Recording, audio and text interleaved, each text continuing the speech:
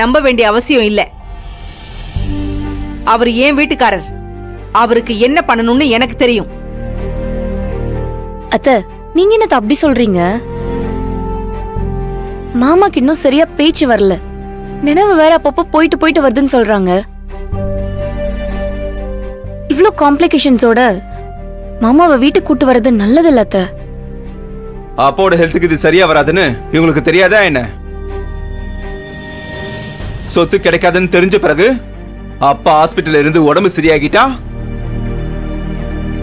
இங்கதான் சிலருக்கு பிரச்சனை ஆயிடுமே. அதனாலதான். போது நிறுத்து மணிகண்டா. உன் அளவுக்கு எனக்கும் பேச வரும், ஆனா நான் அதெல்லாம் பேச மாட்டேன். அப்பாவோட ஹெல்த் எந்த அளவுக்கு முக்கியமோ அதே அளவுக்கு அவரோட பாதுகாப்பும் முக்கியம். பாதுகாப்பா? என்ன சொல்றீங்க? இல்ல, அப்பா ரொம்ப மனசு வருத்தப்பட்டு இருக்காரு. அதனால அப்பாவை வீட்டுல வச்சு பாத்துக்கலாம்னு முடிவு எடுத்திருக்கோம். இவ சொல்றதை எல்லாம் என்னால நம்ப முடியாது. நான் டாக்டரை பார்த்து அவர் என்ன சொல்றான்னு தெரிஞ்ச பிறகுதான் நீ சொல்றத நான் நம்புவேன். அடடா, அப்படியே ரொம்ப அப்பா மேல அக்கறை. பேசாம போடா. மா புனிதா, நீ டாக்டர் கிட்ட பேசி என்ன பண்ணணுமோ அதை பண்ணுமா. இல்லம்மா, நானும் மணிகண்டனை போய் டாக்டரை பாக்குறோம். டாக்டர் சொல்றதை கேட்டுட்டு அப்பா விஷயத்துல ஒரு முடிவு எடுப்போம். நேத்து நைட்டு கூட நீ டாக்டர் சொன்னதை கேட்டுதான் வீட்லயே இருந்தல்ல? நீ இல்லாம உன் குழந்தை அழுதுகிட்டே இருக்கான்னு சொன்னியே. நான் போய் அப்பாவை பாத்துக்க மாட்டேன்னு வந்து சொன்னியே. இப்ப என்னடா புதுசா அக்கறை இன்னைக்கு? போங்க, உங்க வேலையை பாருங்க. சரி, அப்படி உங்களுக்கு புனிதா மேல நம்பிக்கை இல்லைன்னு தானே சொல்றீங்க? சரிப்பா, 2 பேரும் போங்க, போய் டாக்டரை பார்த்து பேசிட்டு வாங்க. அம்மாமா, அதெல்லாம் எதுவும் வேண்டாம்மா. நான் சொல்றேன்ல, என்ன நம்புங்கம்மா. உன்னை நம்ப முடியாதுன்னு தான் நாங்க டாக்டரை பாக்குறோம்னு சொல்றோம். ஓ புனிதா, இவங்க கிட்ட பேசி எதையுமே புரிய வைக்க முடியாது. இதுக்கும் அவங்க ஏதாவது சொல்லுவாங்க. நீ பேசாம இவங்களை விட்டு தள்ளுமா. புனிதா, நீங்க என்ன சொன்னாலும் அவங்க நம்ப போறதில்ல. அதான். அவங்க என்ன செய்யணும்னு நினைக்கிறாங்களோ அதை அவங்களே செய்யட்டும். இல்ல கபிலன். டேய் வாடா.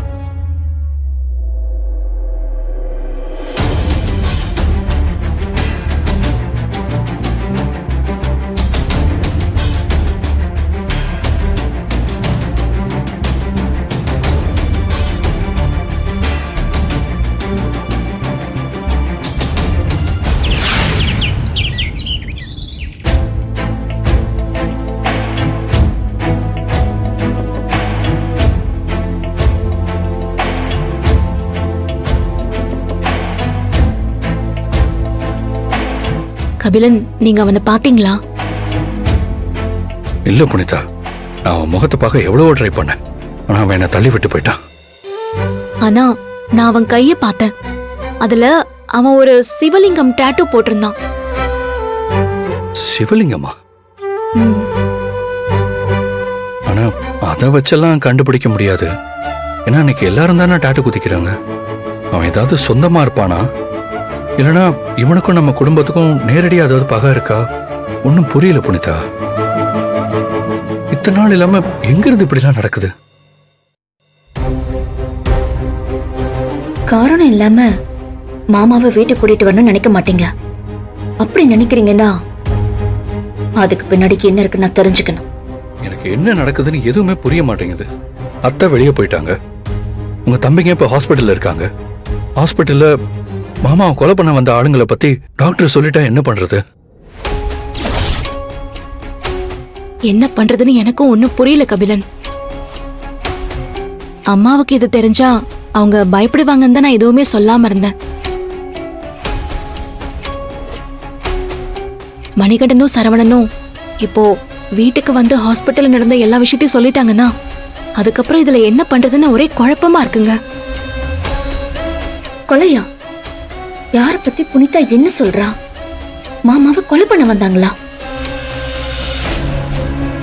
சரி, பதட்டப்படாதீங்க. அதிகபட்சம் அவங்க என்ன சொல்லிட போறாங்க? உங்களால தானே சொல்ல போறாங்க. பாத்துக்கலாம் புனிதா. என்ன அவங்க என்ன வேணாலும் சொல்லட்டும் கபிலன். இப்ப அது இல்ல பிரச்சனை. அப்பா இனி அந்த ஹாஸ்பிட்டல்ல இருக்க கூடாது. அப்படி இருக்கிறது அவருக்கு பாதுகாப்பும் கிடையாது. நீங்க சொல்றதும் உண்மைதான். எப்போ போன்ல மிரட்டினவன் நேர்ல வந்துட்டானோ, இனி நம்ம கவனமா இருக்கிறது தான் நமக்கு நல்லது. என்னைக்கா இருந்தாலும் இந்த விஷயத்த சரவணனுக்கும் மணிகண்டனுக்கும் நாம சொல்லிதான் ஆகணும். இப்ப அவங்களே தெரிஞ்சுக்கிட்டு வரட்டும். அவங்க என்ன கேட்டாலும் அதுக்கு பதில சொல்லிட்டு அப்பாவை எப்படியாவது பாதுகாப்பா வீட்டுக்கு கூட்டிட்டு வந்தா போதும்னு இருக்கு கபிலன். அதெல்லாம் கூட்டிட்டு வந்துடலாம் புனிதா. நீங்க தைரியமா மட்டும் இருங்க. நானும் தைரியமா இருக்கணும்னு நினைக்கிறேன் கபிலன். அப்பாவை பத்தி யோசிக்கும் போது ரொம்ப பதட்டப்படுறேன்னு எனக்கு நல்லாவே தெரியுது. ஒருத்தன் ஹாஸ்பிட்டல் வரைக்கும் வந்திருக்கான்னா அவனோட நினைப்பும் அப்பாவை கொலை பண்றதுன்னு தெரிஞ்சதுக்கு அப்புறமும் எனக்கு இன்னும் பயமா இருக்கு.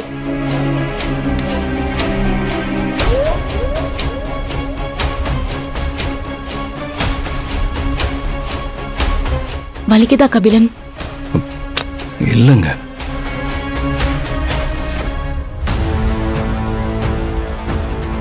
இவங்க பேசுறத பார்த்தா ரொம்ப பெரிய விஷயம் மாதிரி தெரியுதே. இத உடனே கையில எடுக்கணும். நல்ல வேலை. மாமா சொன்னதை கேட்டு ரூம்லயே இருக்காம இங்க வந்ததும் நல்லதுதான். புனிதா, நீ எதையெல்லாம் இந்த வீட்டுக்கு நல்லதுன்னு நினைக்கிறியோ அதையே நான் உனக்கு எதிரா திருப்புவேன்.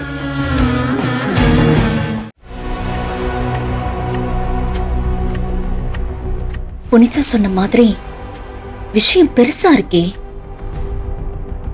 அவ எப்படி மாமாவை வீட்டுக்கு கூட்டிட்டு வந்து ட்ரீட்மெண்ட் பாக்குறது தான் புனிதாவோட ஐடியாவா? இல்ல, நம்மளை ஏமாத்துறதுக்கு ஏதோ ஒரு பிளான் போடுறா போல.